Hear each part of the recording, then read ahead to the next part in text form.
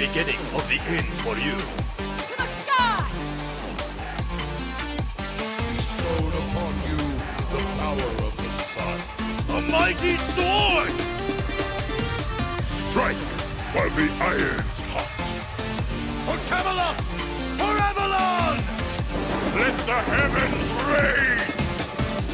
I am Ragnarok!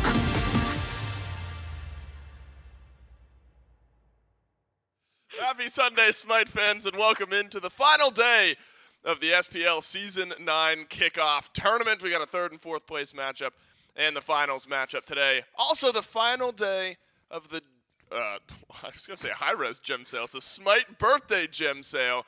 33% off all gems. Today's the final day for those discounts, so jump in the game today and grab yourself some gems. Gore, you have some thoughts? Well, I don't know if it'll make you feel better, but so, as far as I know, those are the only gems hi-rez sells, so it is kind of a hi-rez gem sale. Right, but calling it the hi-rez gem sale is... It feels weird and doesn't incorrect. necessarily guide you to where you need to be, right? Yeah. No, you want to go in Smite. You want to go into the game of Smite and get 33% off all gems. But Seems as like a I've good mentioned, idea. final day of the Season 9 SPL Kickoff Tournament.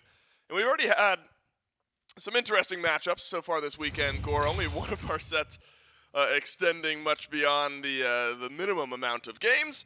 And today we'll see if these teams can push us beyond what they have scheduled. Jade, Dragon, Silver Scarabs, that'll be our first matchup here, third and fourth place matchup. And then at 1:30, Atlantis Leviathans versus the Tartarus Titans. There will be a small break between our first and our second set of the day to play the second part of the World's documentary of Season 8. If you haven't seen Part 1, make sure to go onto YouTube, check that one out. It is an awesome series. You get a behind-the-scenes look at the teams as they make their way through the World Championships last year in Season 8.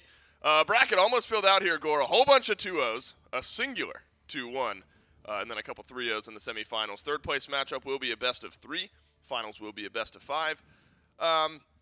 It's been a unique weekend of games so far. Only the Jade Dragons, the Olympus Bolts, push us to beyond the minimum amount of games. And the Jade Dragons, they suffer a tough loss up against the Atlantis Leviathans yesterday. But I've enjoyed the look that we've gotten at this Dragons team throughout this weekend. They've shown us some fun stuff. I don't know how indicative that is of their strategy moving forward into Season 9. But I've loved seeing some of the unique picks. I've loved watching Pagon get used to this team. It's been a fun Dragons team. That's I think where my highlights have been is just watching Pagon, because Pagon's played 6 different gods, 5 different gods, something ridiculous like that, where it's just always been something new, something fresh every single time. And it's just keeping things, I think, open for them. And like you said, is it going to be exactly what we see next time? I think on the polar opposite scale, Panda Cat's played Uller 5 games in a row. The one that he didn't, he plays Artemis. So, I think we're getting some versatility. If you're looking at Pagon here, you're looking at someone who's getting used to playing on LAN, and this is the perfect weekend for that, right? You don't have a lot of pressure on yourselves. You don't have to perform crazy well. You just want to come in, be able to play. You get a couple of gods, a lot of practice on things like that. So it really has, I think, enabled Pagon to be more comfortable in this environment with this team and in the studio very specifically, so that over the next 4 weeks during Phase 1, there's not any moments where all of a sudden maybe things slip up. I think there actually is a little value in a few of the Pagon picks that we've seen. I think they'll show up. I think Assassin-y mid-style picks have some value in the right moments. Actually, Pagon looked really good on that Susano, right? This is Pagon's job application, where he his resume at the very bottom just says, all right, so here are the gods that I've successfully played in mid. Right, and one of them is Uller, and I want to ask him if he had to convince Panda Cat to steal it. Right, to steal that one away. Strong arm it away from Panda Cat. Because I think you're right. I think Panda had played Uller every single game up to a point yesterday. And even to the point where on the desk I had said, I don't know if I trust this Uller. It would make way more sense for this Uller to go mid, but I don't know if I trust anyone but Panda Cat to play it, because he had been doing it so much this weekend. Yeah, Pagon's looked good here for this team, and I'm really interested and excited to watch the growth of this Dragons team throughout the year. I suppose when, we make the jokes about how Pagon, Benny Q are brothers. Obviously, Benny Q loves the more unique picks. Yeah. Pagon has played a whole bunch of different stuff in the mid lane here this week.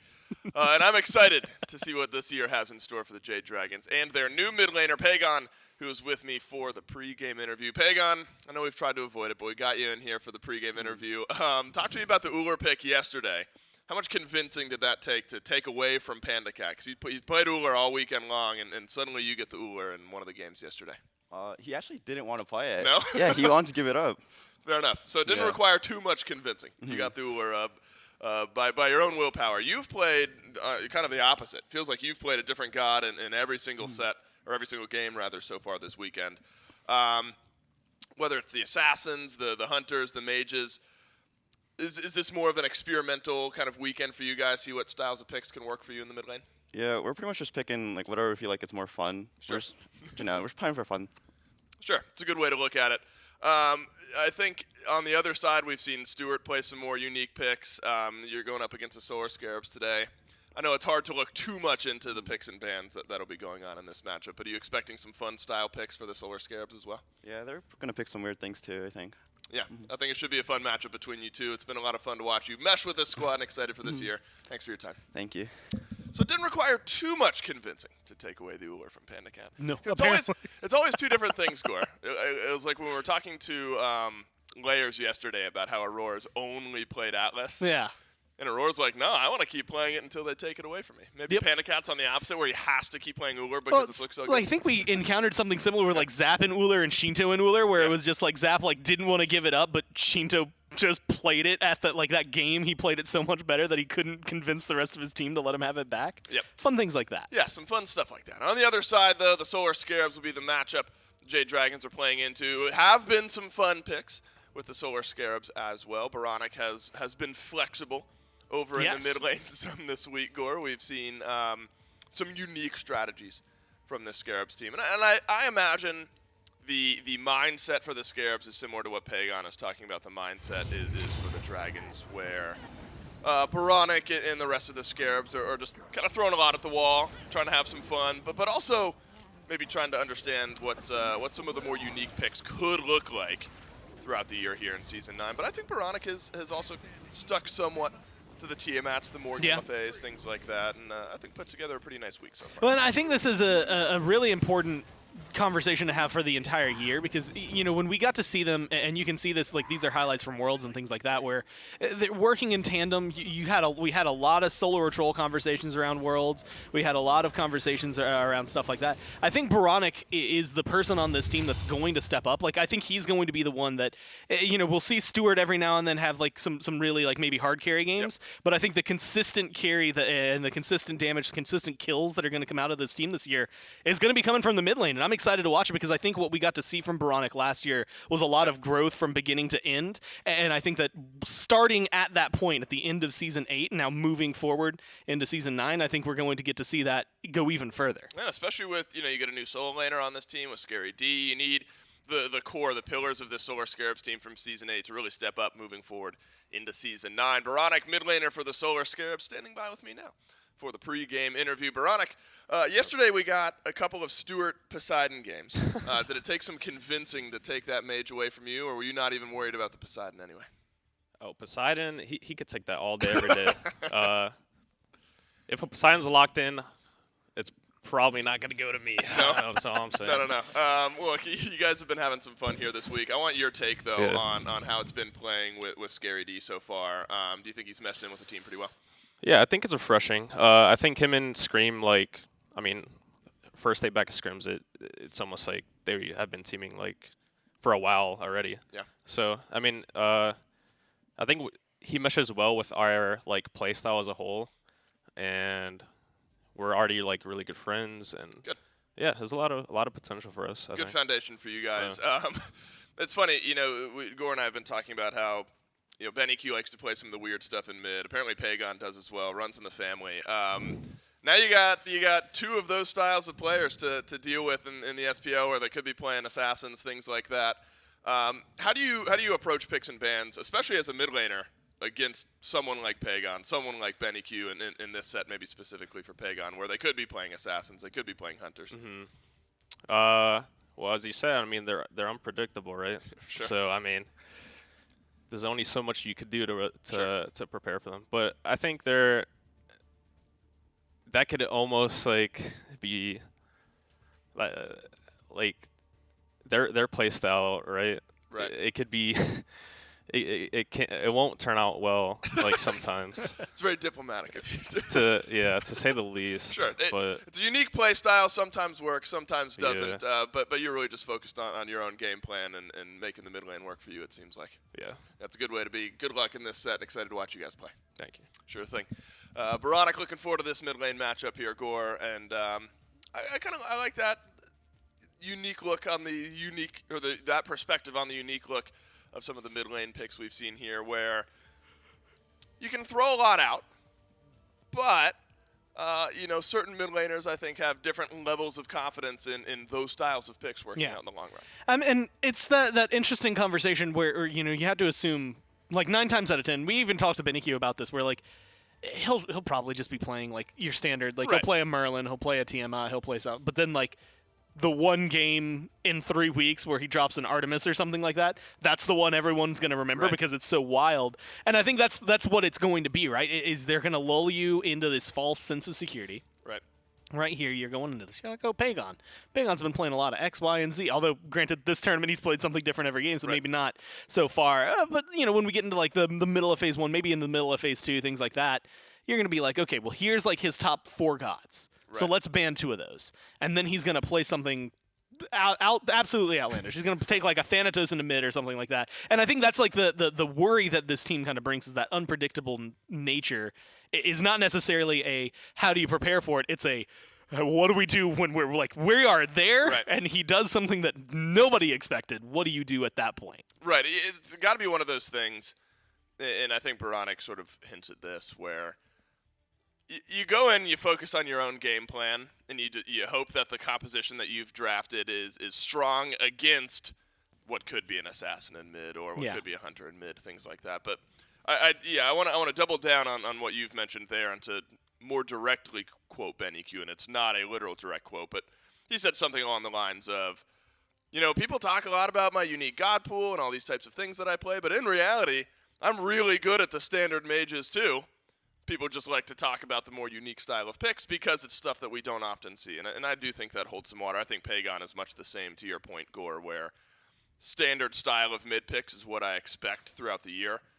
But hey, if you want to pull out a Susano every once in a while, we'll talk about it. I'll absolutely take, because and this is something, so like the course of last year, Yeah. most like average weeks of Smite, you'd see around like 50 to 55 gods. So like usually 5 per roll, right? Like in every game, you're going to have 10 gods. You'd see a majority of the same gods, some changing. Right. So anywhere between 50 and 60. But if it hit like the upper 50s, it never hit 60 unless it was like a really, really wild week. Which brings me to the point of this week where things have been absolutely wild. You had mentioned this earlier, but they've had 68 different gods already so far. Yeah. So we're pushing the upper limit. We've already passed, I'm pretty sure, the halfway point for how many gods are in Smite. And honestly, Dave, something tells me that this set is going to push that number even further forward. Yeah, I think the 3rd, 4th place matchup between the Solar Scarabs and the Jade Dragons, especially with Pagon saying, we're picking some fun stuff here this weekend. I agree. Watch them come in and play literally nothing new. It's going to be like Right. a standard Dragons composition from last year. You're right. It's going to be the most standard Smite composition you could draft, and we're just going to be proven totally wrong here on the decks. No, I do hope these players have some fun here, because this is our last look at these two teams prior to the SPL starting up next weekend. Picks and bans for game number 1. Kicking off right now. How, Gore, 1 week. The SPL proper kicks off. That is nuts to think about. It's been, what? Too long. 2 months? And a half? 2.5 months? Because like beginning of January, so you have like 3 weeks It'll or have so almost there. been 3 months by the time, if you're talking about the first week in January Yeah, like Worlds to the ends. first week of April.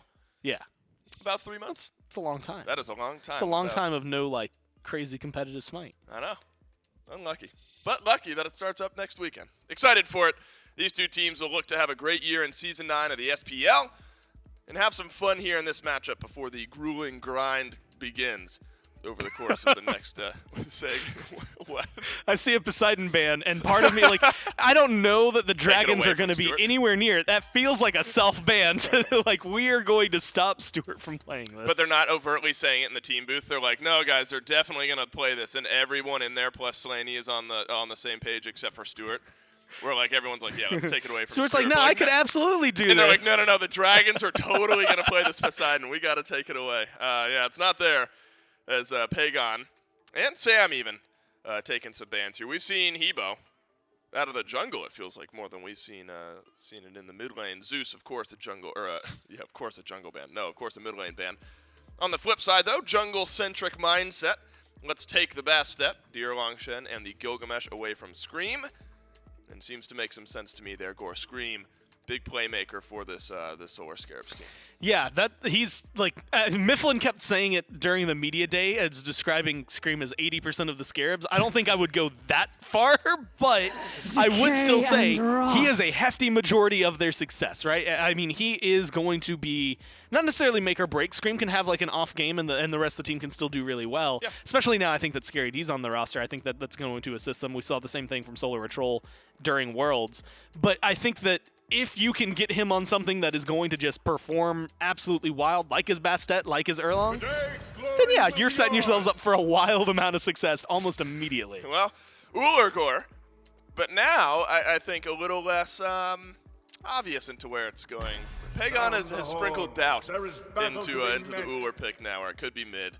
Panda Cat was saying yesterday after a while that he didn't want to play him anymore. He might be done with it now. Yeah, I guess that's true. If Panda's off the Ullr train, you get Thor as well. the Toy Story meme where he drops Woody. He's like, I don't want to play with you anymore. I don't want to play with you anymore. Yeah, except it's Ullr and Panda Cat. Thor, the lock-in here for the Jade Dragons. Again, I would assume this is Sam.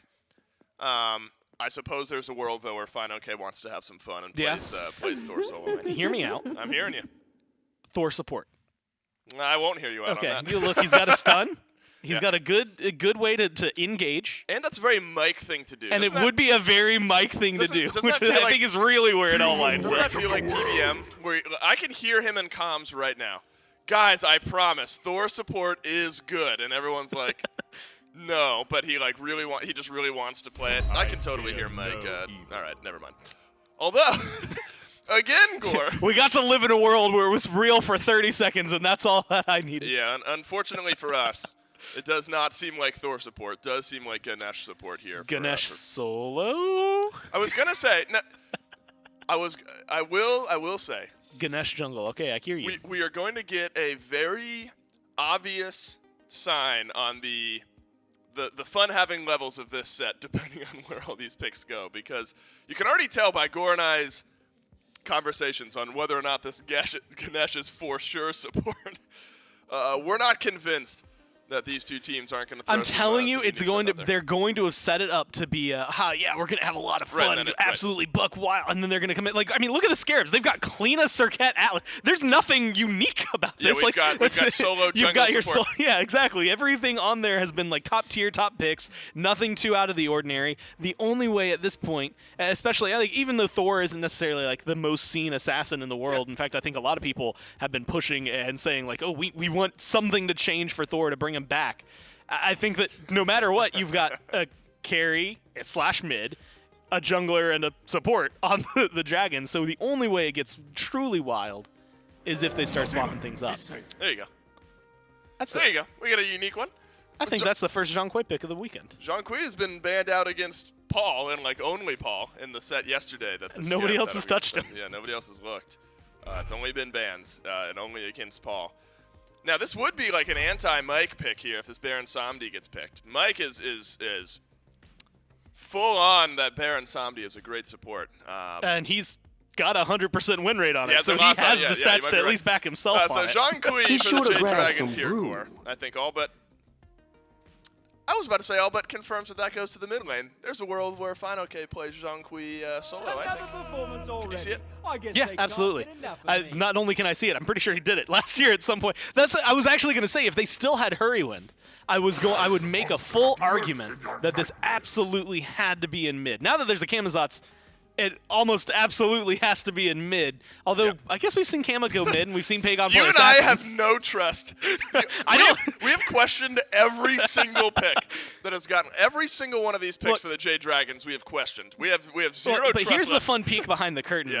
Hindu, very obvious, like often, and this is like always advice to like any new casters, anything that you say, if you make it a concrete statement, will be taken when you're wrong. Yeah, that's true. So if I sit up here and I say, well, Camazotz typically a solo laner, already vague enough, right? Yeah, so that's right. he can get thrown anywhere, basis, and I'm perfectly fine.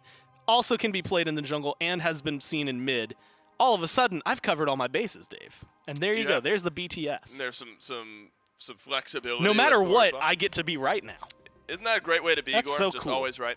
I wouldn't know anything about that. Solar Scarabs, they started with a somewhat unique composition, or a somewhat standard composition, Gore, Cleedna, Serket, and Atlas. Apollo has seen a slight rise in play. Baron Samdi mid, not something that I was expecting to see today. Honestly, I didn't think I was going to be expecting Baron Samedi for a majority of the year. The Yeah, fact much that we've less seen it mid, at all right. this week has been wild to me. So I like what he brings, though. I mean, Life of the Party is a really good ultimate, especially when used in the right circumstances. He's got really good engage, good damage. I think Baron, and plus he's just fun to watch. All his animations are really sick, so that one's just a personal benefit, but realistically, I think he does bring enough to the team. The only problem here is going to be like where he can keep up with it. Knowing that there's a Zhang Kui on the other side, I think he's not as worried. Zhang Kui, relatively tanky, does good damage, but he has to get into the middle of the fight, so Baron can sit a little further back than him. He should be a little bit safer. The downside is going to be, like keeping up with the damage output. Zhang Kui, in the right circumstance, gets a lot done. Yep. While he's easy to burn, that damage potential is pretty frightening. I think Baron can do a lot. He's going to have a lot of setup, but it does feel like it's going to be the Apollo, the cleanup, potentially the Serket as well, that are going to be finding more of the kills while he's playing more of the setup. Look, I love Baron. I've been a big Baron truther for a while. Been begging Lermy and the rest of the designers to give him a slight buff, and recently Baron did get a slight buff. Life of the Party, slow decrease, things like that, or decreased amount of self-slow. That was a weird way of wording it, but I did it. I got there, and a little bit more damage on the Just ultimate like as on well. patch notes. Just like on patch notes. We did it. It's exactly the same. But anyway, I think Baron is in a pretty good spot right now, and so I don't think it'll end up being a mainstay pick, Gore. But, sprinkle it in here. Maybe it's support, maybe it's mid. I maybe expect That's where I think he's been very consistently, and over the last couple of years, he's been that guy that's just like every now and then. Every now and then. Jade Dragons versus Solar Scarabs. 3rd versus 4th place matchup starts right now. Game number 1 with the Scarabs and the Dragons kick it off. Where is everything going to fall into place? And it will be Baron mid, and it will be the Camazotz mid as well. So we got a Baron versus Camazotz out here in the mid lane. It's J-Mac.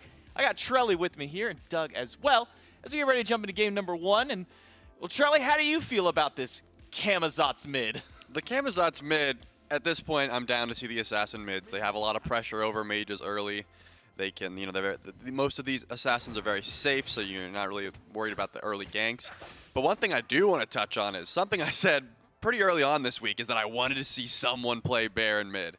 And then we saw Mike whip it out in support, and I was like, that's good, but that's not exactly what I want to see. And now, finally, Veronica is showing us what this Baron mid can do. Not a super strong pick into every draft, but when you can find those niche situations where it works into 2 assassins that are diving you, I think it has some potency there, so we might get to see the strength of this pick in the mid lane. Frenzied popped by Mike, a stun onto inbound by Panda Cat. Inbound falling low, but he's got that charge. Mike just a little off the mark with catching that one out. Stewart will eat a bit of damage from this dual lane of the Dragons. A couple more abilities. Good, though, on the body block by inbound to save Stewart's life as he can make it back to the tier 1 tower. Yeah, Bobby, good sense of mind to know that if that axe connected, Stewart probably falls or at least loses the beads, and then an auto could have killed at that point, so good idea. But, ooh, good dash away. Panic Cat does not have the mana to finish, though, so gonna have to go back and sit back at this point. Atlas and Apollo getting very out-pressured by the Ganesh Uller lane right now. This Ganesh Uller is really keeping them at the depths of their tower. Pagon and Sam, the double assassin once again now out of the Jade Dragons. They'll be able to head over to those Oracle Harpies, clear those out, and go for a pincer around the wall over towards the mid lane. Looks like Sam's the one in danger, though. Baronic gets the root on there with the snake, but the heal just off the mark by Baronic to get the damage, and the Vampire Bats by Pagon misses as well, but Pagon is still swinging away with these autos. Scream may have gone the wrong direction. Sam teleports away from Scream. The Screech is enough to get the jungler of the Scarabs out of danger. Unfortunate. If that Baron heal did connect, maybe they had a little bit more fighting chances. Fine, okay, chases Scary D all the way towards mid lane. This Vamp Shroud Zhong out pressuring the Kleena, at least in the early game. That's going to be a lot of sustain you have to deal with. Really, Kleena wants to get that Soul Eater online before she can sustain in lane pretty easily. So going to have to sit back for a bit until she can really sit in lane with the Zhong. Nice preemptive axe toss right before that pull goes in, so Inbound can't do too much more after that pull in by himself there. He and Stewart will now be able to go back, clear up that Harpy camp. And Dragons have been having a lot of this pressure over here in the dual lane, and now we can see it reflect to the opposite side of the map. Pagon rotating over towards solo lane with this Camazotz to help find OK steal away a blue buff.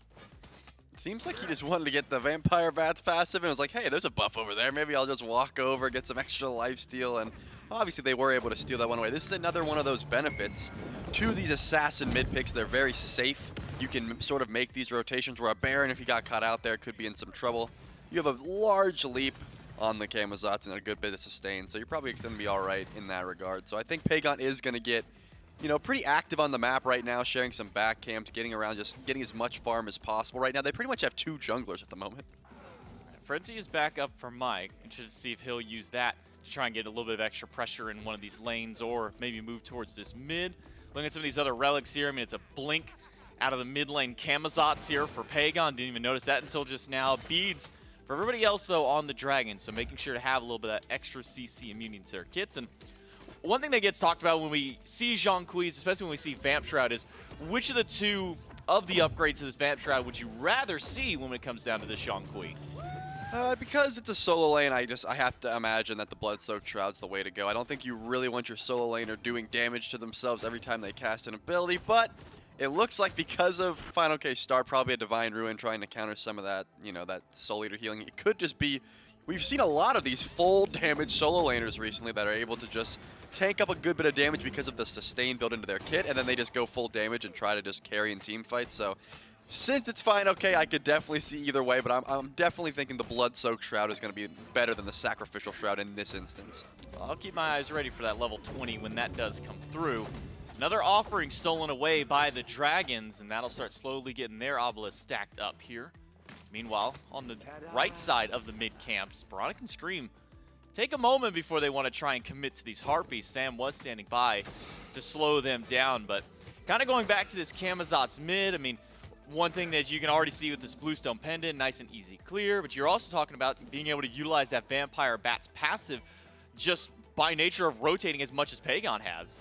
Yeah, and it looks like Pagon does have the speed buff, so Sam and Pagon are doing some, like I said, some sort of double jungle strat. Pagon is going to look to invade this red buff, does have the bat out of hell if he does get trapped, but a little rotation from inbound is going to make sure this red buff goes the way of the Scarabs. And now, I think, again, this Camazotz is just going to be trying to power farm as much as possible until Baron really can't sit in lane with him. I mean, the bat out of hell is going to get you away from life of the party every time. You don't have beads available, but as long as you're blinking in, closing that gap, Baron really just has to juke around and try to run. Let's see how long inbound sticks around this left side of the map. We've been seeing, as of late with Season 9, supports kind of sticking around the dual lane a little bit longer than usual. We'll see if inbound decides to stay here for too much longer. Mike has already rotated himself out of lane to start making more of these mid lane rotations. He'll spot Scream on the other side of the Oracle Harpy camp. And both these supports going for the same start this time around. Relic's a little bit different, but will be the more traditional Benevolence into this Gauntlet of Thieves as a first item. I do like that they're trying to get active here, but no one's really going for any sort of ganks right now. I think the Jade Dragon... Oh, hold on. Scary D. Very weak. You're going to fall down to Sam. I was just going to say how everyone was just, you know, chilling and not really getting caught out here. But Scary D, again, I think just can't exist in this lane right now with Fine. Okay, he has so much damage already going into the Legion Helm. Divine Ruin already online. Kalina pretty much can just ult and clear the wave at that point. So going to have to be very careful there in that lane as Scary D goes back to base. But I think the Jade Dragons are pretty happy with this lead they've accumulated already just by farming. And then the first blood, that's going to help out too. I mean, that's the second time now that we've seen Scary D chased out of the solo lane. Once by Fino, now by Sam and Pagon. Speaking of Pagon, he'll find a pick on inbound in the mid lane while Panda Cat is going for this 1v1 up against Stewart. But Stewart's got enough distance. He'll get back between those towers and he won't have to worry about going down here. But now 2 up for the Jade Dragons. Maybe 1 up for the Solar Scarab. Scream aiming for Sam, but now there's 2 of the Dragons here to make sure that Serket cannot close out on that kill. Knock up on the Scream is good. Final K has rotated over. And he'll scream right at Scream himself and get a kill. Baronic with that life of the party pulling in. Pagon needs a little bit more and he'll find it. Beautiful counter kill by Baronic, making sure that life of the party stuns. Because again, Pagon opted to go for this blink start. There's no beads available here. PPM could be in some trouble, but the dash does not get body blocked, so he's going to be probably just fine here.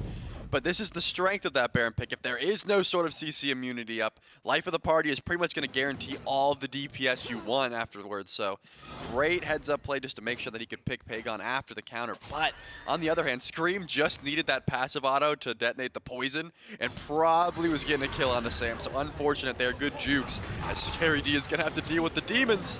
Good lord, the damage from Fine OK. Thought that Ghost may have been enough damage with this build, but not quite. Fine OK will put Scary D back at the base one more time and not get a kill this time around. So Scary D doesn't fall for a second time this game, at least not yet. And meanwhile, Sam and Scream will just go ahead and clear out their jungle, get their farm going up.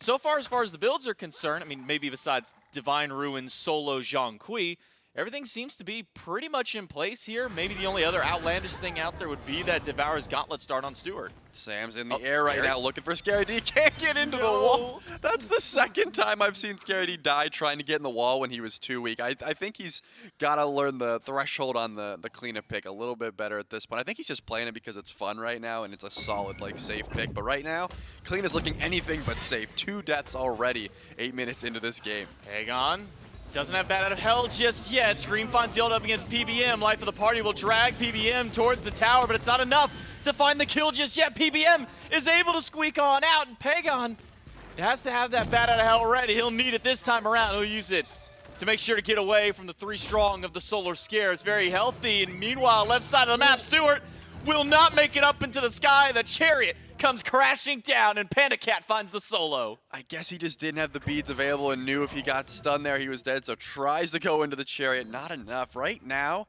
trading Dev Gauntlets versus Transcendence, unless you're hitting, like, incredible autos, there's no way you're out damaging this Uller pick. So that's twice Stewart's really tried to take this trade. Once he got out, this time he did not. So Panda Cat not only is going to get the solo kill, but also get the bead. So Stewart is going to have to be extremely careful. On the flip side, though, Stewart also got Panda Cat's bead. So they trade beads, but Panda Cat gets the kill. Now the Apollo is going to have to be very careful in lane here as he ults over to his purple buff. Especially with Panda Cat 2 levels up at this point in, maybe closer to a level and a half.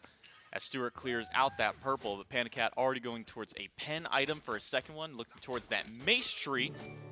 And meanwhile, Final K will pick up the Celestial Legion. I was curious as to which of the helmets that he would pick up. We saw a massive change up to Jade Emperor's Crown. No longer that flat power reduction, became a % power reduction as far as the magical uses are concerned, up against physical damage there. Also got a ton of health on it. It's like 350 health on that item now. I'm surprised we haven't been seeing it nearly as much this weekend. Yeah, I mean, at this point, Final K is building like people are building Zeus, you know? Just one flat pen item, the Legion Helm, the Void Stone. That's just the run-of-the-mill mid-lane build we've been seeing on some of these tankier mid-lanes. Of course, some Stone of the Binding here and there, as we see at Baronic. Just trying to get some usage out of this flat pen, a lot of CC on Baron. You're going to be proccing that pretty consistently.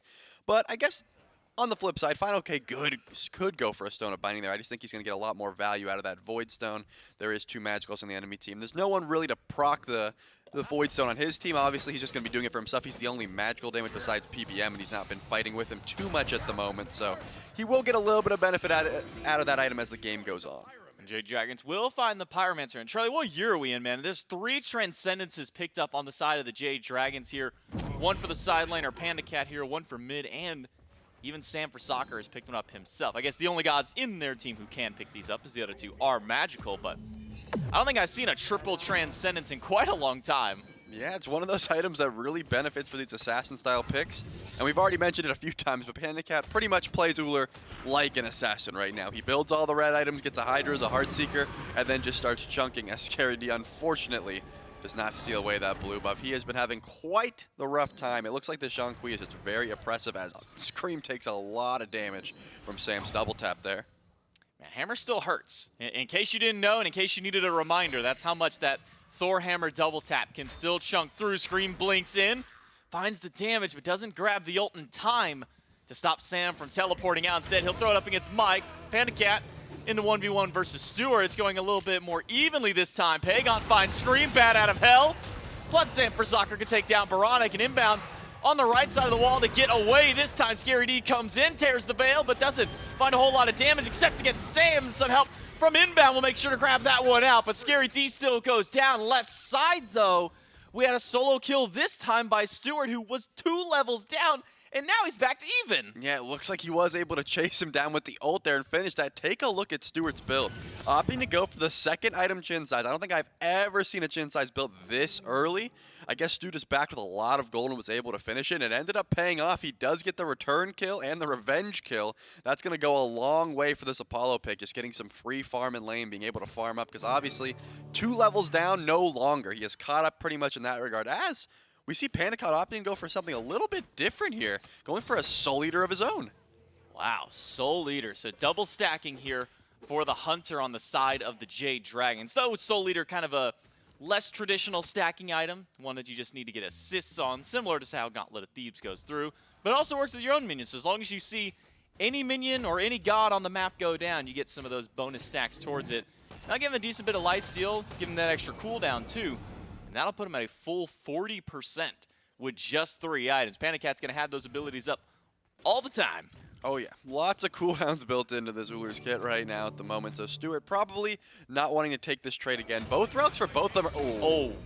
I was just going to say both relics are down, and yeah, we got to see exactly what happens when both of your relics are down there. Beautiful Dharmic Pillars onto the Axe Stun, so Stewart going to go back to base real quick as Scream and Inbound are going to try to pick up the farm from this wave here. If I didn't know any better, I'd say they're posturing for a Gold Fury.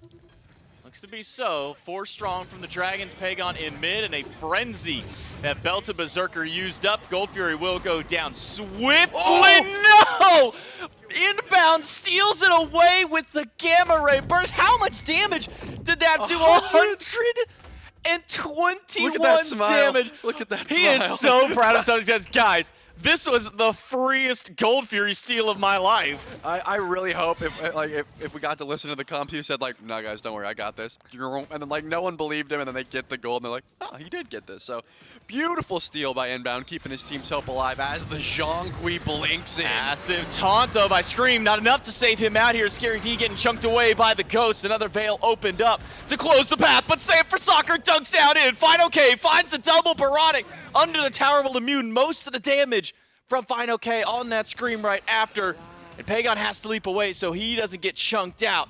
And that's 2 down on the side of the Scarabs. I will say Scream is not able to get any sort of relics down right now. Every time Baronic ults, he's able to get these relics down, but he can't finish this. I want to see Inbound does just go for the ult randomly. He just timed it off. I don't think he had any idea how much HP that was really at. He just went for a random one there. As the Fire Giant is getting pulled, and it is very weak. Fire Giant's getting melted by the Dragons. They didn't have the Frenzy even up at that point. Inbound doesn't get a chance to steal this objective away, and he might not even get a chance to make it out of this fight. Pandacat will slam him down with the hail of arrows. Another kill up for the Dragons, and a 15-minute Fire Giant. Keep running down that lane, Dragons, but be wary as Scream is waiting in the jungle. Yeah, Scream was looking to see if Pandacat would post up a little bit more, but right now the Dragons are 4 strong in the mid lane as Sam is just getting some farm on the right side of the map. I really thought he would rotate over and try to stop Stewart, just not let him get any sort of farm, but Stewart's going to back up himself because I don't think he feels safe up there. Now Stewart will go back to base. He'll start walking back in towards that jungle, but mid-tier 2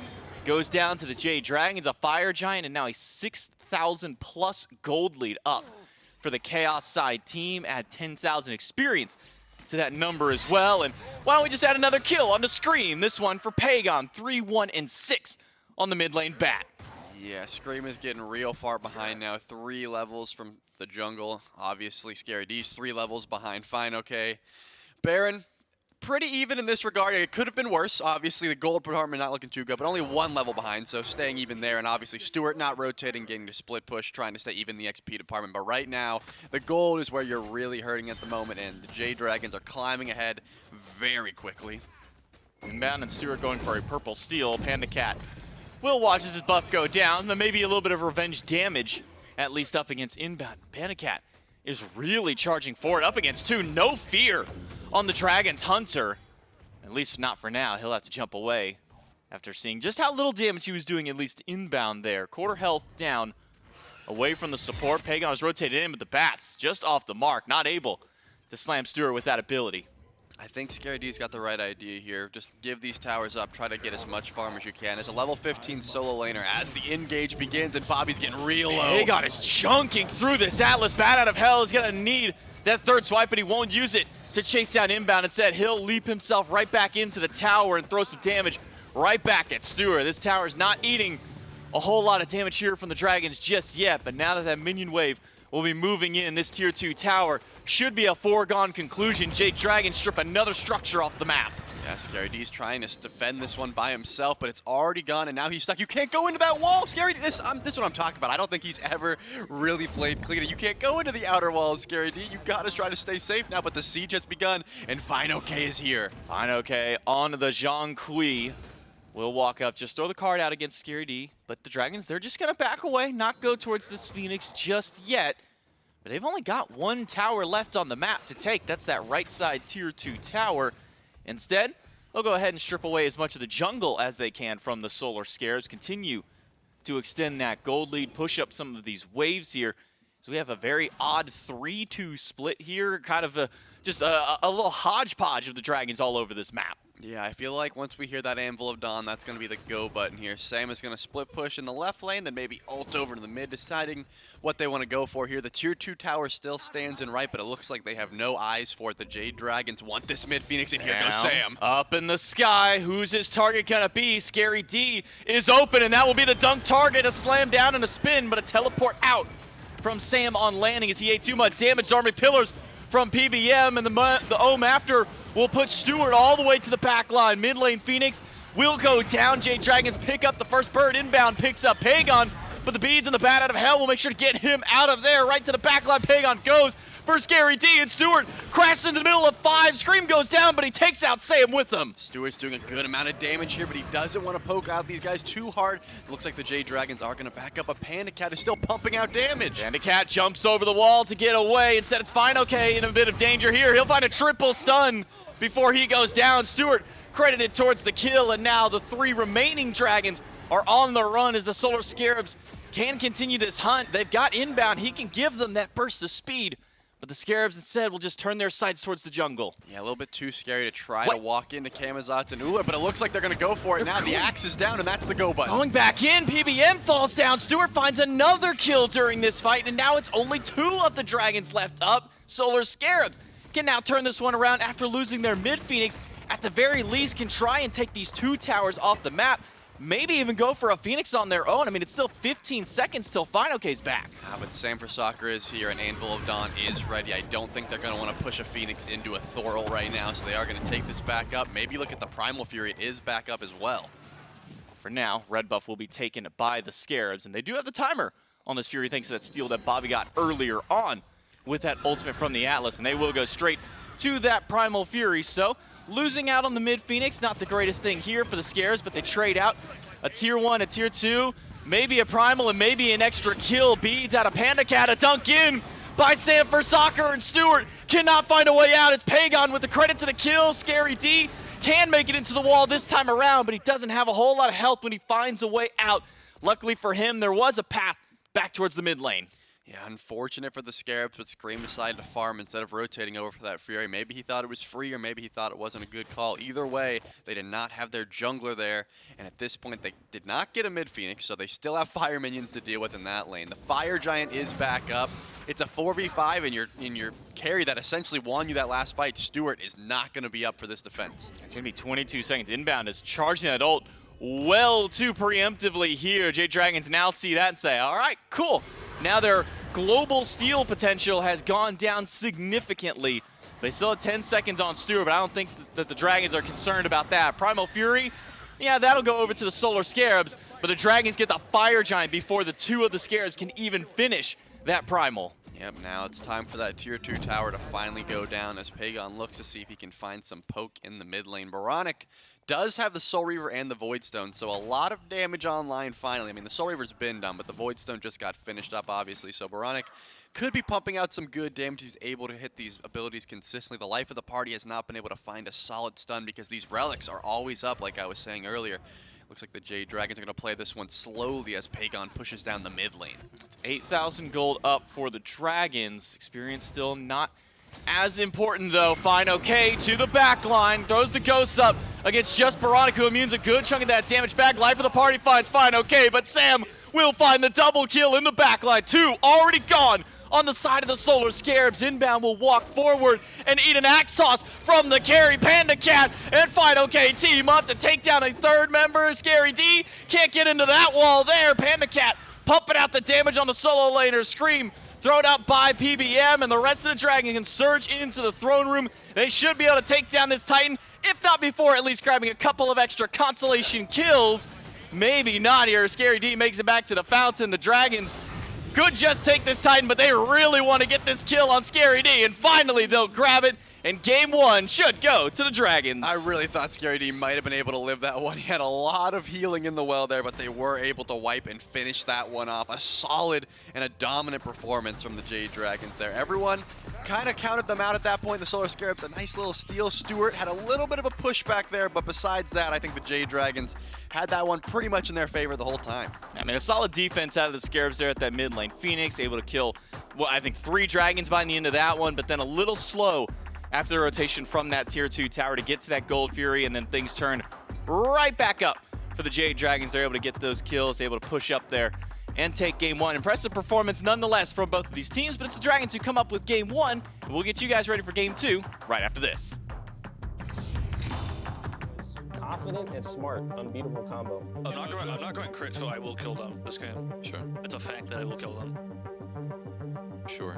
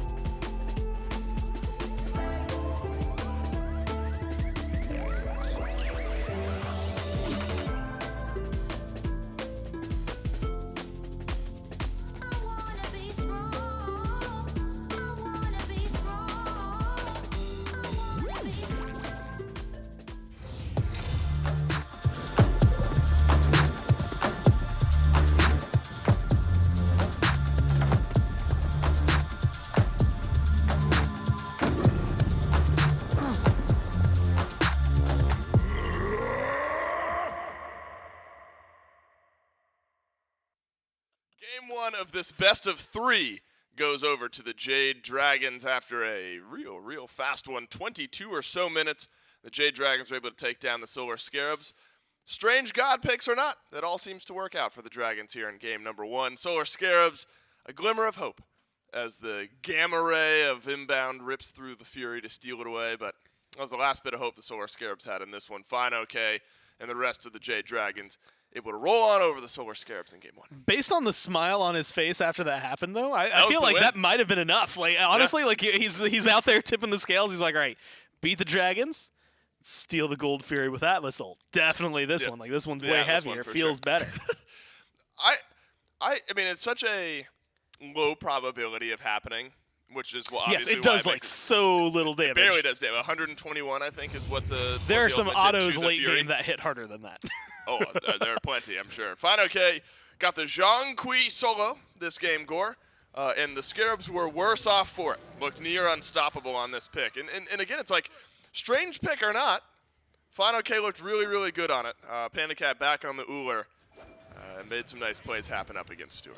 Yeah, and I think this is one that, look, he's just been playing the God all weekend long. He's not necessarily doing anything crazy unique. It's just which matchup is he going to be going up against. That one was like a really well-timed last auto, though. And again, the aggression I think that this team started with. I mean, we saw it early on. They're up 2-0 at the beginning of these highlights a few minutes in, and then they just kind of continue on that path. They've got 2 assassins, 2 that are really good at diving into the back line, and I think that showcases it more than anything, that, you know, Sam's just kind of on a whim able to get back there, and all of a sudden you find a lot of damage, find a lot of kills, and continue setting the team up like that. When you got the Zhang Kui and the Uller performing as well as they did, you know, prior to that point, getting the kills they did, the damage that they did, at the end of the game, you know, everybody looks good. In fact, you know, Mike only has the 1 death. He gets the 11 assists. Just, I think everybody gets to do their part there for the Dragons. Brutal game for Scream, who wasn't able to get much going. 1-6 out of the jungle. Scary D, Baronic, very similar. It was a great pick for Sam. Look, I love Thor.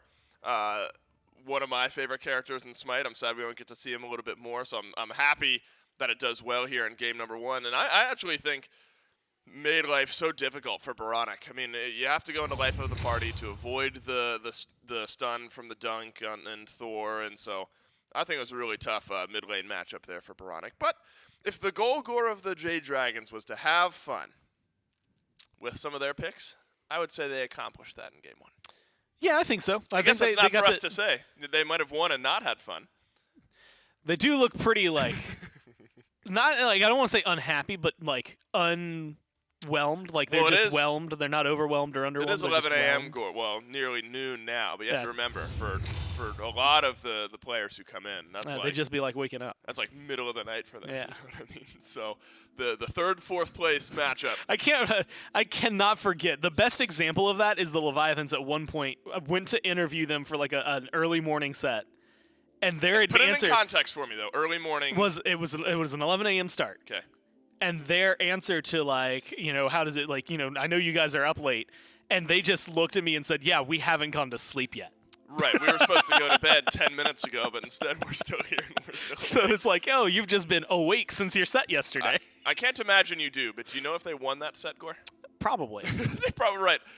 Betting I was going to say, like, I don't know for sure. Right. But I'd put a 93% chance that they did. Yeah, whatever percentage their win rate was throughout the year, that's the odds. I guess that's literally how odds work. Good job, Dave. You done it. More bands headed towards Nailed it. More bands headed towards Scream here. How about this from the Scarabs?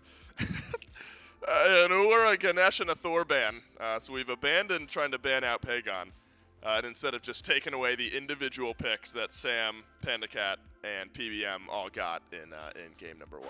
This is a bloody business. Jade Dragon still Shall we get saying to it then? no shot to Scream on any of those first 3, and Solar Scarabs are saying you guys had too much fun on these picks.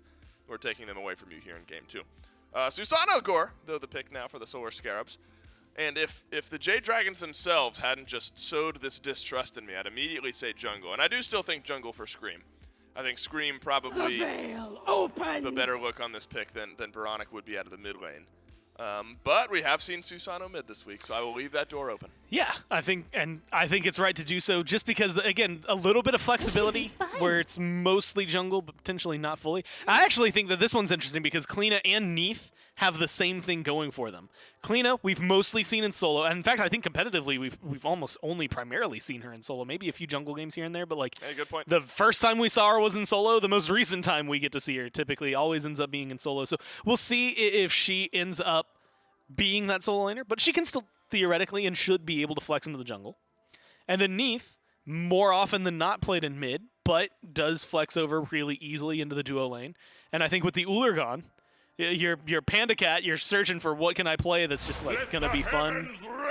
I think Neith can fall into that category. Plus, I think Neith still does like a sneaky amount of damage if you can get those weave explosions and you like double tap with the Spirit Arrow. It feels really good. I still think one of my favorite builds just in The Smite moon in will general purify is you go this Hidden land. Blade and then full ability-based damage in Neith. You get Titan's Bane at some point, Heartseeker at some point, like those styles of items.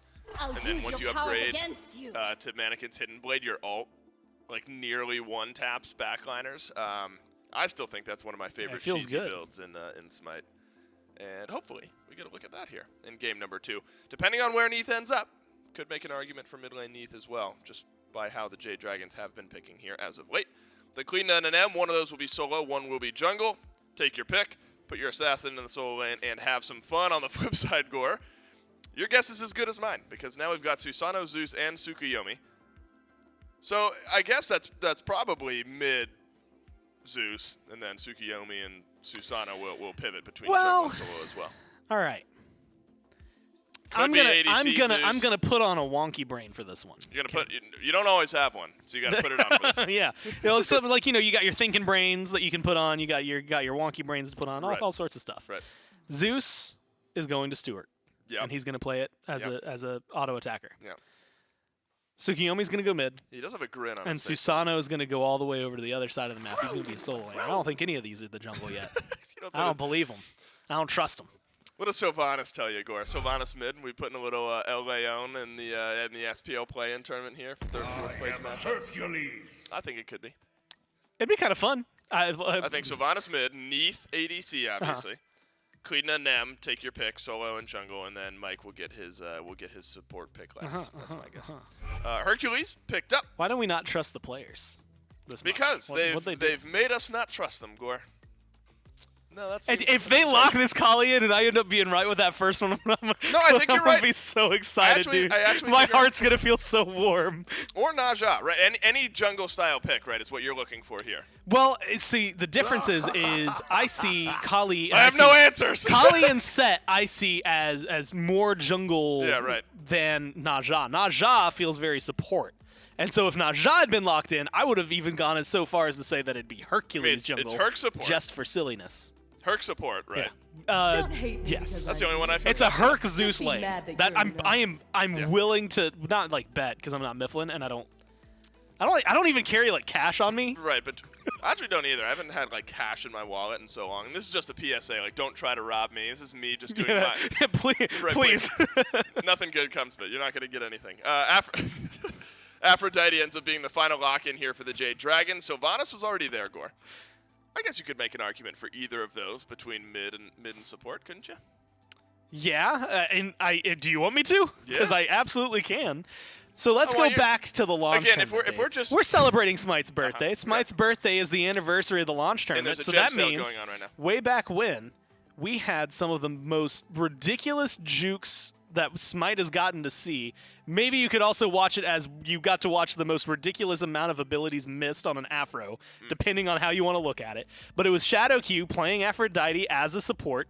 Way back then, there was a Poseidon on the other side. There's not this time around, but like having things like that, you can play at support.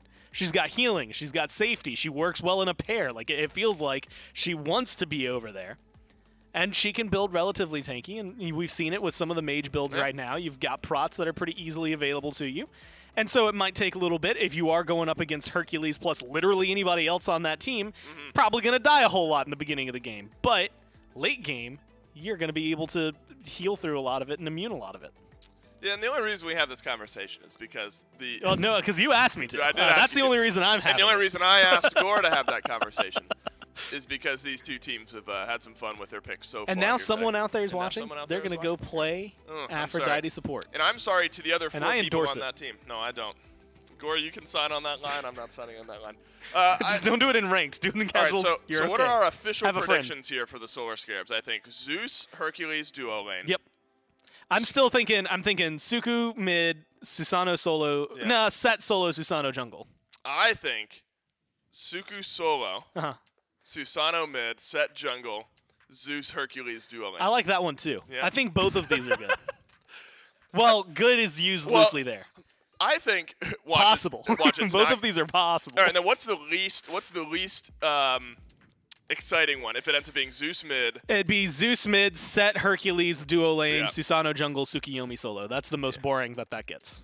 yeah, well, Solar Scarabs are having some fun. Let's hope it's a fun composition. Game number 2 between the Solar Scarabs and the Jade Dragons. Will it be a fun composition? We'll find out momentarily with this triple assassin out of the Solar Scarabs. And the answer is it is not going to be quite the most boring. It's actually a Susanoo solo and a Tsukuyomi mid, but it will be the Herc Set dual lane at the very least. It's J-Mac, Charlie, and Doug here in game number 2. But who cares about what the Solar Scarabs have done? That's kind of whatever. Let's talk about the fact we have a Sylvanas jungle Trelly. Yeah. Is he just trying to? No, he's not even using the right skin to blend into this environment. Well, I will say I've played a good amount of Sylvanas solo in my day, and with the Mannequin Scepter, you can confirm camps so easily, and the amount of clear you actually have with his AoE autos is pretty nuts. And we've seen El Leon play Sylvanas mid in the SPL play-ins, and he was kind of frying. So at this point, I just believe in the Vanus damage. You just get like 2 pen items, maybe a Doom Orb I think Sam's going to build into first, and then you're able to pretty much 100-0 any of the carries that don't have any sort of defense. So I can see the viability here. I'm not against it. Well, it's not just that, because it's a Sylvanas mid that throws Afro support, so we do see the throwback. And then a Nemesis mid. So Nemesis has been played this weekend in pretty much everywhere except where she would normally be played, which would be in that jungle role. So we'll see how Pagon can handle his, what is this now, eighth god that he has played this weekend in 8 games? Yeah, yeah, it has been, but I'm kind of coming to the realization that Scream really is on this Zeus jungle. So that is a thing. Yeah, so I just imagine Sam is going to go on Scream every time, right? Like, I feel like you always win that 1v1 until Scream gets Aegis. Right now, he's got beads and he's full damage. Vanus just does so much immediate burst. As long as he doesn't get knocked up and can still detonate, he could trade a bit, but I just feel like Vanus jungle beats Zeus jungle. That's just my opinion on the matter. How did I just completely blank out the fact that Zeus jungle? I was so dialed in that Scary went to Susanoo and not Tsukiyomi. I completely went over the fact, and I even said Suku mid, and then I was like, wait a minute. Where did the Zeus end up being? I looked right past the fact that it's Zeus jungle, so this double magical jungle coming out from these two teams here. The Sylvanas versus the Zeus, and the dual lane inbound going back to one of his signature picks from Season 8 at least here with this Hercules. And then Pagon in the mid up against a Tsukiyomi. That, interestingly enough, is not the most uncommon thing that we've seen pop over towards the mid lane. Plenty of times we've seen that assassin make his way into mid. Yeah, I believe that Stuart was tired of getting 1v1. Nice. He did get a return solo, I will say, last game, but he's like, you know what? Give me Set. Set arguably one of the best like 1v1 ADCs in the game if you are going to play him that way. Just always just pop that Kingslayer, go in and go for the kill as Pagon goes for his patented jungle gank as the mid laner, and the Spirit Arrow is going to be enough. Stuart dies for first blood. Pagon really just wants to be a jungler, man. Again, another rotation from this mid laner nets, this time a kill for the Jade Dragons to start things out hot. Right and ready 2 minutes in, and well, you already got a kill. Why not go for a buff while you're at it? Pagon will pick up that buff and try and steal that one away from Baronic, and he will be successful in doing so. PBM going to be the one to pick that up. Scream a little bit too late to try and save that one. Yeah, I guess you could say that the Zeus jungle just doesn't have that much mobility. Wasn't able to get to the red buff in time.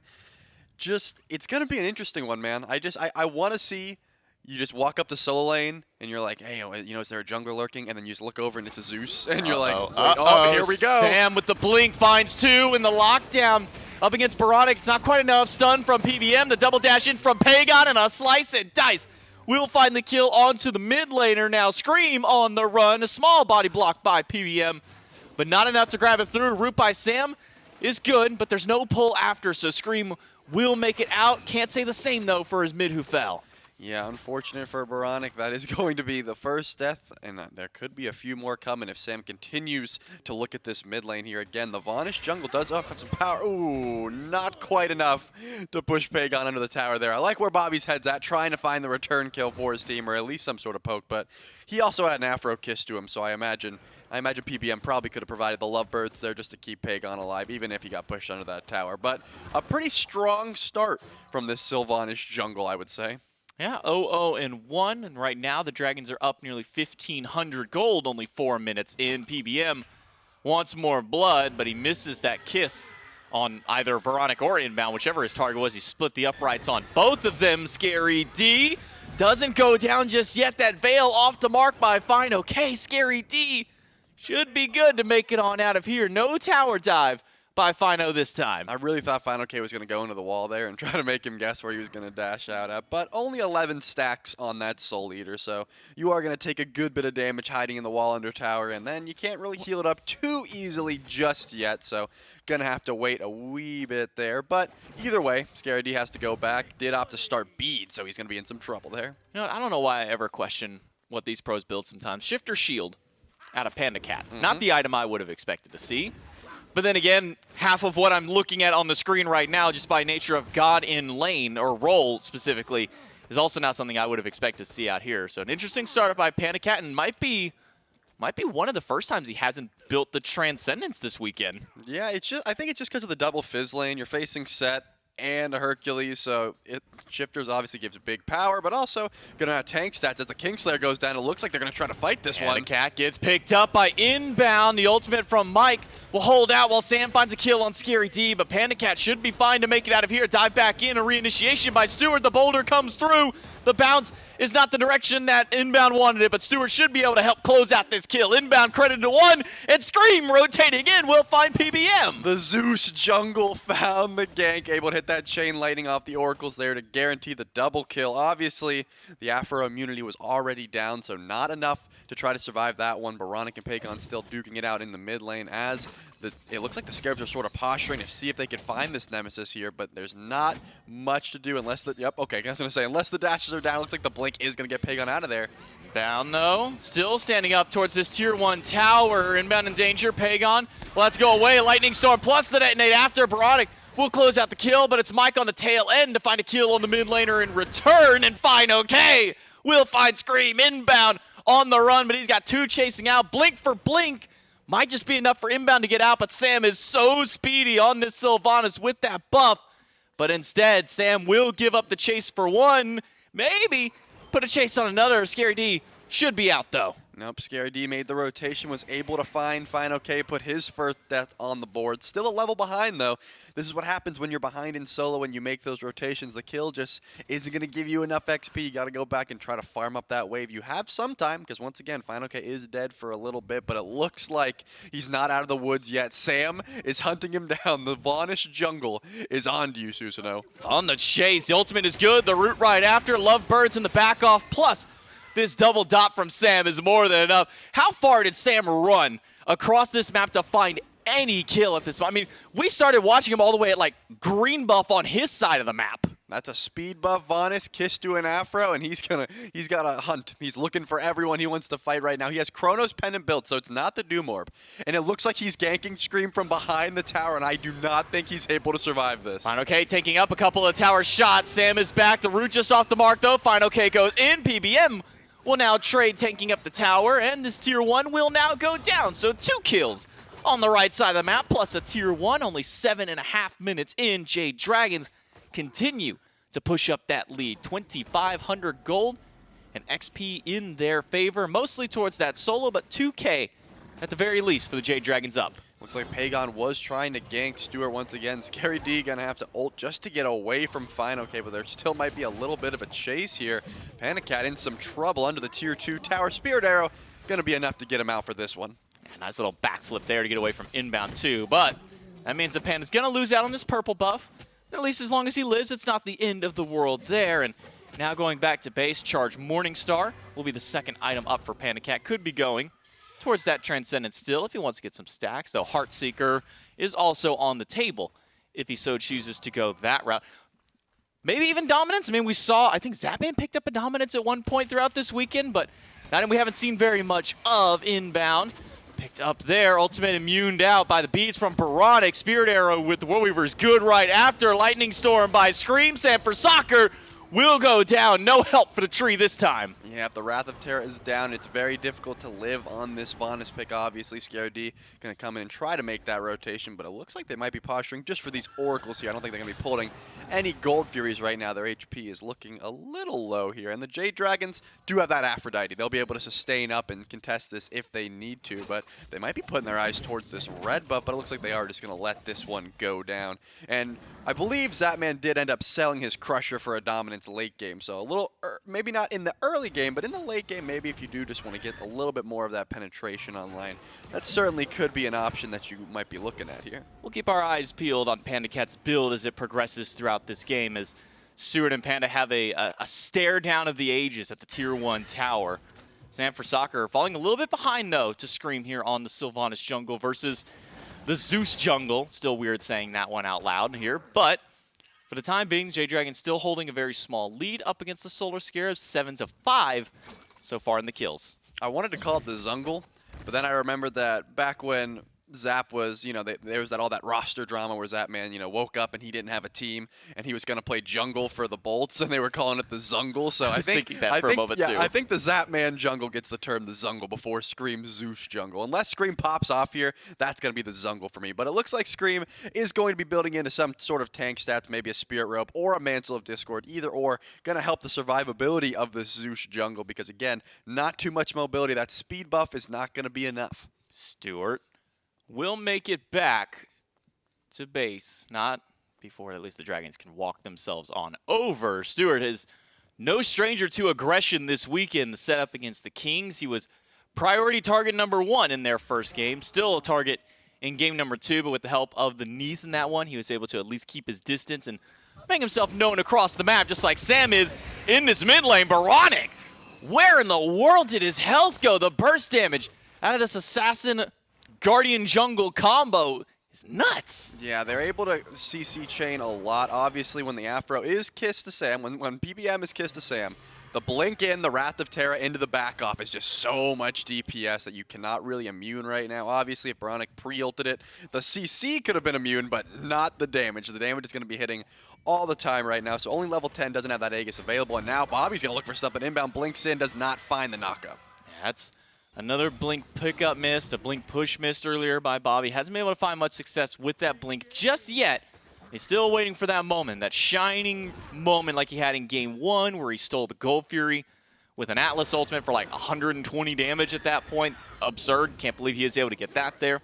But Final K will continue his onslaught on the right side of the map. 3 levels up over Scary D is Final K on this cleanup. Steals away another blue buff, and you know what? Might as well just go for a Scorpion. Take some extra stuff out here, but maybe not with that damage from Scream. That Zeus, no matter where you're slamming that Zeus, it is still a Zeus, and it still does hurt. Yeah, Zeus right now able to do a lot of damage just with that Divine Rune. Again, opting to go for the Mantle of Discord. And another pickup, getting the Meditation, so trying to match some of this healing that the Sylvanas Afro is applying. So Scream said, I don't need Aegis, I'm not going to need to immune this damage. Maybe I'll just pop Med and try to out-heal the Wrath of Terra. Not the best idea in my mind, but hey, Scream's a better player than me, so maybe he's got some form of big brain ideas to try to match this. I think at the very least, it's going to help him sustain a bit against this double healer comp. Gotta imagine if you're picking up Med second, you want to upgrade that maybe a little bit sooner. We'll hold on to that thought, though, as Gold Fury started up by the Dragons. Scarabs, though, have the vision on it. And Panda Cat fired off that ultimate, hit Scary D. He has been the prime target of these World Weaver ultimates out of Panda Cat. Final K sitting inside the wall, though he's starting to chip away at some of his own health bar. He'll throw out another one of those Veil traps, and won't find any real damage out here. Inbound, still standing up by this gold, though. We're finally starting to see all these Transcendences online. I was going to say, last game there was, so many Transcendences built. And then this game, I only saw 2 first item, and I was like, there's like 6 Assassins in this game. How are we not seeing more? But it looks like PCAT is going to go for the second item, Transcendence. Obviously wanted to get that Shifters online just so he wouldn't be feeling too much pressure against this double Fizz lane. Now the stacks are coming online, and everyone's starting to see the way that their builds are going to go. Final K, after going that tanky, but also damage damage-oriented Zhong build is going to go for the more sustained route of the Soul Eater Breastplate Genjis. Pretty tried and true clean build right now where you're just getting constant cooldown resets. You're able to pop the Veils out on cooldown. Very short ultimate cooldown for cleaning. Scream finds some big damage out here, a lot. Up against PBM specifically, who has also gone for a Chronos Pendant with his Aphrodite, but a Breastplate of Valor right after, so a full 40% CDR on this Afro support from Mike. Inbound may have just sniffed out this Pyromancer in time. He's got the boulder, but he won't throw it out in time. Pyromancer goes to the Jade Dragons. Meanwhile, Final K on this left side, making sure the Scarabs aren't trying to sneak away a Fury. Yeah, I think Kalina is able to defend that one pretty much on her own, just going into the wall and saying, like, hey, you guys can't really pull this while I'm here. Looks like Sam for Soccer is going to blink it in. He's got the pull! Got the pull right after, but there's not enough follow-up damage. Scream hasn't gone out just yet. Needs one more auto from Sam. Doesn't find it. Big damage on the detonate. Scary D finds one. PBM will grab Baronic, and the boulder bouncing around. Not quite enough. Sam is able to sneak his way on out of this one. Inbound under the tower. Has enough sustain into his kit to survive this one, but Panicat loses the 1v1 up against Stewart. That's a big turnaround kill for the Scarabs, and maybe another if Bobby can find this kill on Final K. He will not, though. And Inbound will make it out. J-Mac, I just want to say that Scream's med actually did save him there. I don't think there's going to be enough with this detonate. Yeah, not quite enough damage built into the kit just yet. Scary D has the chase, though. The pull good, but PBM has a beautiful beads. Quick beads by PBM. Final K's got a charge on him. He'll get into the wall before Scary D can yank him right back out. And Final K should be good to go now, but Scary D still wrapping around. Pull in is good, but no follow-up damage by the Scarabs this time around. Solo for the Dragons will make it out. Yep, it's official. I officially approve the meditation from Scream. It did out-heal the tick damage from the Wrath of Terra. There might have even been some lovebirds on him at that point, but the tick damage was not enough. Scream did out-heal it, and he got out. He was able to do a bunch of damage because of it, so I am now a supporter. Aegis is useless, and meditation is the new wave. Are you really opening that up for all these people to come out here and play Zeus Meditation Jungle? I'm not saying you do that, but I'm just saying if you're against a lot of tick damage and they're not going to build it. I mean, they actually did have anti-heal. I think Sam did tick over that Divine Ruin, so they had a wee bit, but not enough to completely cancel out the healing. So Scream was able to. I'm just saying in that instance, it worked out, and I'm sorry for doubting it. You know what? I'll take back my stamp of approval, but at the very least, it worked out there, and I will not be roasting it anymore. All right, well, we'll see how that pays off as the game goes a bit further here. Sam up against Inbound. Inbound's losing the trade DPS-wise here to the Sylvana. Scary D getting chunked out. He goes back in up against Pagon. World Weaver is here. Scary D goes down.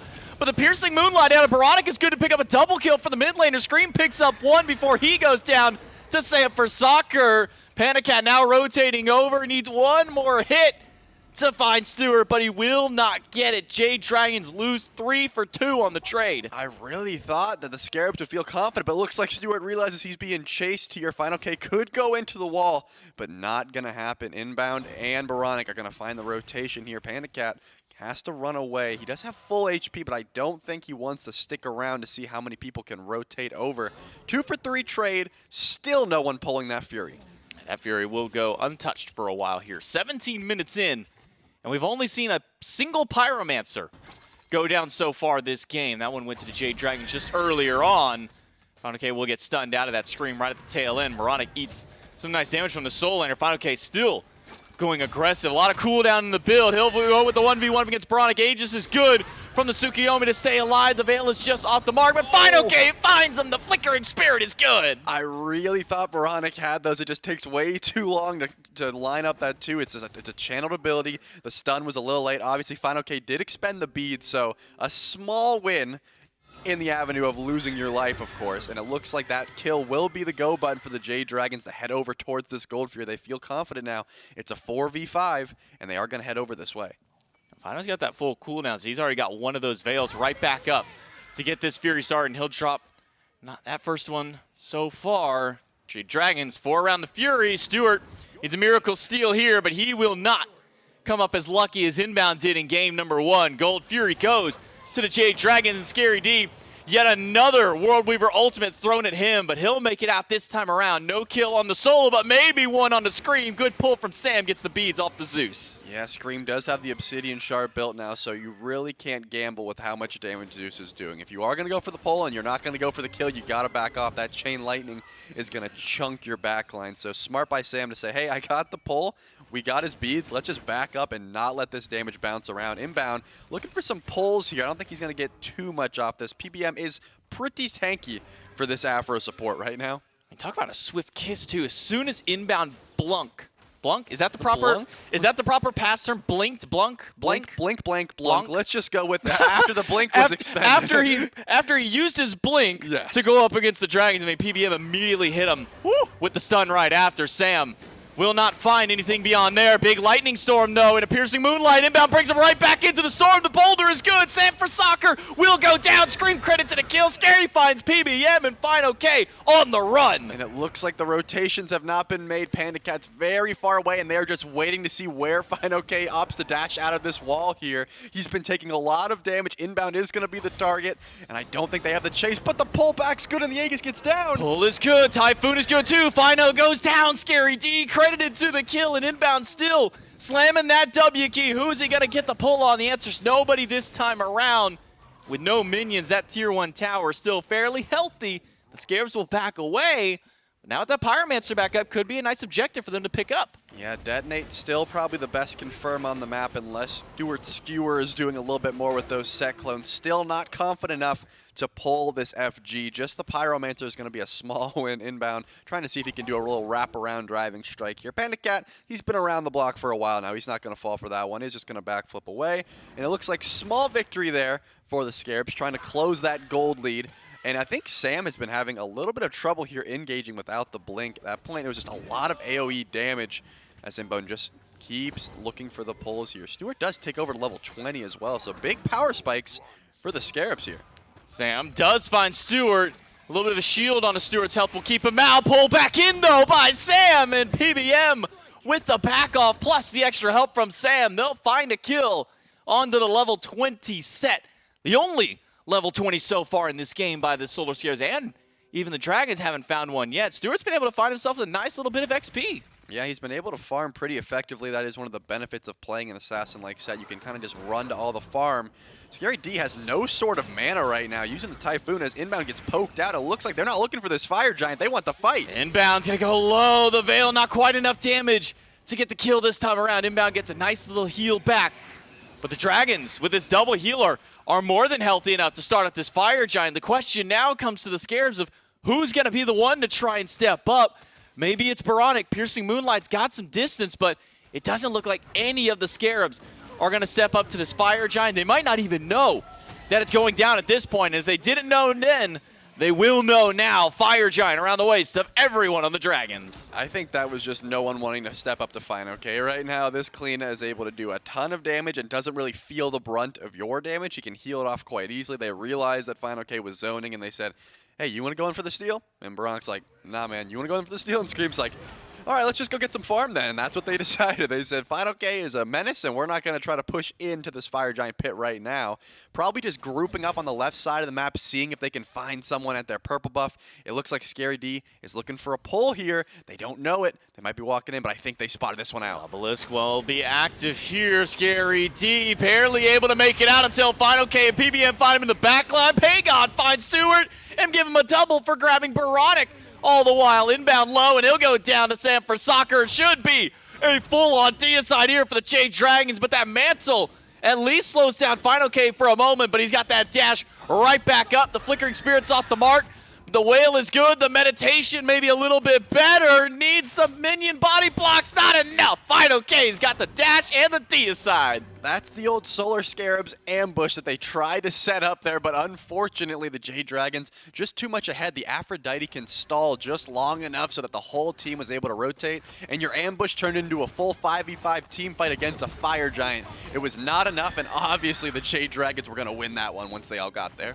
Still a few seconds till anybody is back up for the Solar Scarabs. The Dragons will at the very least be able to grab this mid lane. Phoenix maybe even look towards the Titan, but Now with 4 people coming back up, Stewart just a moment away.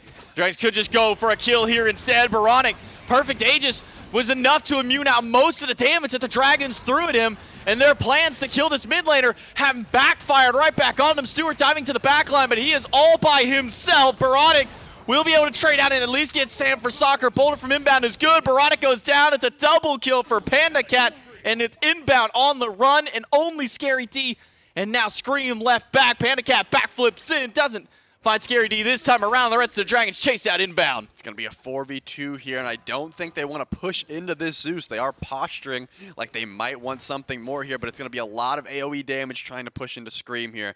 I think the Jade Dragons are probably trying to look for a pick, but they also are not leaving. They're just posturing around this dead Phoenix, wanting to step into the Titan room. Scream does still have ultimate. That might be what they're hesitating with. Panda Cat has to backflip away, but Pagon finds Scary D, and now it's just Scream to defend against 4 Dragons. The fire minions are here, and this should be the go button. The Jade Dragons, with just a little bit more damage, should be able to take game number 2 and send the Scarabs home. A nice victory and a nice 2-0 for the Dragons on this lovely Sunday morning. Yeah, just not enough damage there from that Zeus. It was a good effort. Obviously, 4 people to bounce around the chain lightning was enough to make sure that the Jade Dragons drop that Titan and claim their 2-0 victory over the Solar Scarabs. Yeah, nice play here out of the Jade Dragons, getting their win over the Solar Scarabs, but still some nice play nonetheless. A little bit of fun to be had out here. The Sylvanas jungle gets a win out here today. The Zeus jungle, maybe not so much anymore. Yeah, not calling it the jungle. I'm just gonna say Scream. That was a good chance. I like I like the effort, and he was finding some good ganks, but the Sylvanas jungle for me, it overran. Yeah, Sylvanas jungle comes out at the end of the day, and so do the Jade Dragons. 2-0 for them. We'll take it to a break and come back to the desk right after.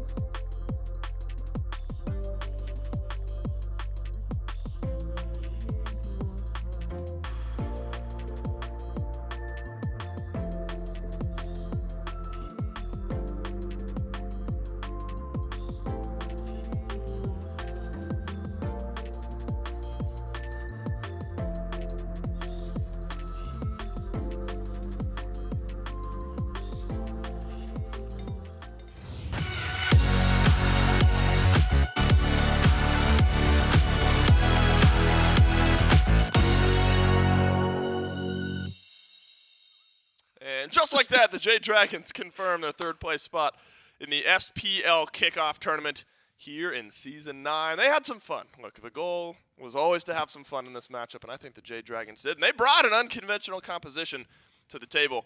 And it looked pretty good here, Gore. And I think, unfortunately, it also means, on the flip side, the fun composition that the Scarabs had maybe looked a little less good. The Zeus jungle, I had high hopes for. I'm really happy that we didn't mention Zeus jungle, but we did spend a lot of time on the desk talking about Aphrodite because we spent I was so convinced it was Stuart playing Zeus that I didn't even go into it. But we got to spend time with the Aphrodite support, and I'm happy that actually happened. Yeah, and it happened, and it looked good for Mike. There were some kills there rolling through for PBM. The Jade Dragons feeling themselves a little bit. We got Sylvanas jungle. We got the Zeus jungle. Fine, okay. Gets Queen of Solo one more time. Are you sold, Gore, on the? I know it's this is all for fun. On which one? The Sam for Soccer jungle? Yes. Okay, is that where you were going? Yes. Define sold.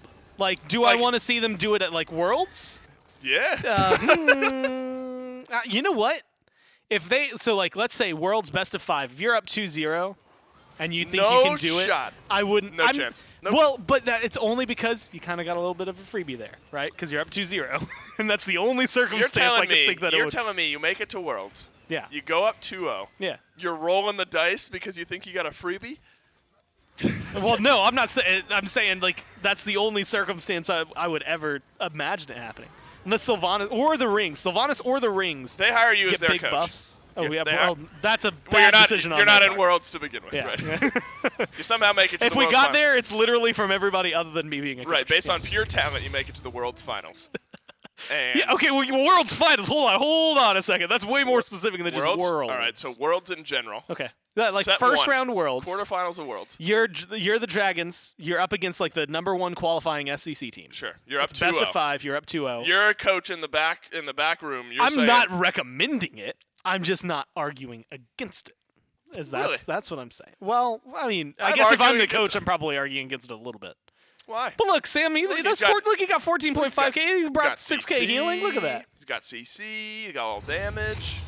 Can heal. If he gets a blink buff, I'm sold. If he gets a blink buff? No, well, yeah. Sylvanas specifically has a 15-second blink. We're good. That'd be pretty sweet. That'd be pretty awesome. Panda Cat didn't play any of those picks. We didn't even talk about the game. Panda Cat here to talk about game number 2 and the rest of the set. Panda Cat, you played Uller, 5 of the 7 games you guys had this weekend. Talk to Pagon about it in the pregame interview. Was that a pick that you were really excited and loving to play, or did the team want you to play it more than you wanted to play it? No, that was on me. Yeah? Yeah, I just said I'm playing Uller. Fair enough. Because you sometimes get the players who they're too good on it and their team makes them play it, but they really just hate playing the pick. So you enjoy playing Uller. No, Uller's fun. All yeah. right, good. Settle this debate for me. You're in Worlds. Sylvanas jungle, you're up 2-0. You're on easy street. Nope. No chance? I lost too many Worlds, so I'm not doing that again. All right, Gore, you're fired. Gore's fired from being your coach. Look, I think the goal of this week, you get a little in studio practice, but really it's about coming in, having some fun, and getting geared up for season 9 of the SPL. Mm-hmm. Pagon, he's in the room here. What was it like playing with him a little bit this week and getting some in studio practice with the squad? It's great. We kind of treated it like scrims, like more serious scrims. So we weren't completely trolling, just got some good practice out of it. And no, the studio experience was great. Mike's obviously not here because he's not feeling well, so missing a big part of our environment. That's okay. Yeah, everything's been really good. Unfortunately, lost yesterday, but I mean, we won today. Whatever that means. And it means you're third. Yeah, I mean, we're third in the kickoff tournament. That's right. But no, Daniel's been a really great teammate to play with, and I think he's only going to get better from here on out. So I'm excited for the future. Excited for season 9. We'll see you guys next week. Panda Cat, congrats and best of luck this season. So, Gore, you are officially fired from being coach. Yeah, when you said I was fired, I was going to walk out, and then you said as coach, and I was like, oh, okay. Yeah, I have no authority to make actual staffing changes here. And if I could, I'd promote you. Nice. I'd make you. I'd become a senior. You become a senior, and then you could fire me if you wanted to. No, I don't think that's how it works. But you could if you wanted to. If I promoted you above me and give you that power. Let's look at the bracket, Gore, instead of arguing semantics. One final set here for the SPL Kickoff Tournament. Jade Dragons in the bottom right stamp their spot as third place. And in the finals, the Atlantis Leviathans up against the Tartarus Titans. And Gore, I have to admit, Gore, Yeah. that I am curious how the tone of this matchup will be between the Leviathans and the Titans, because Panicat worded it properly there. Slightly more serious scrims. It's in studio. Clearly, it doesn't impact the SPL year. I wonder if we get a little like World's Finals hangover between the Leviathans and the Titans, or if we're still going to stick with more serious. There's like two things. Well, there maybe three varieties I'd like to see. Right. One would be unhinged, play whatever you want, have some fun with it. Which I admittedly, I think the Leviathans just like playing Smite. So for them, that might mean just playing whatever and playing like their normal stuff. The other one I think would be really fun is if they made like a gentleman's agreement and come in and play the exact same drafts as the World's Finals and just see if the Titans can then take a game this time around. And then the other one's like right in between, where you get to mess around a little bit, but you're still like taking it seriously, having fun, and see who can come out on top. And the fourth variety you would like to see is the King Solo Laner. Unfortunately, we won't have him in studio here today. I'm proud of that one. Laugh score! Tartarus Titans versus the Atlantis Leviathans. That is coming up next. But stick around. There's a slight break because part 2 of our behind-the-scenes look, the Worlds documentary. We'll be diving into the finals. You get player comms, between game, in game, all that sort of stuff. About to air right now. You don't want to miss it. Stick around.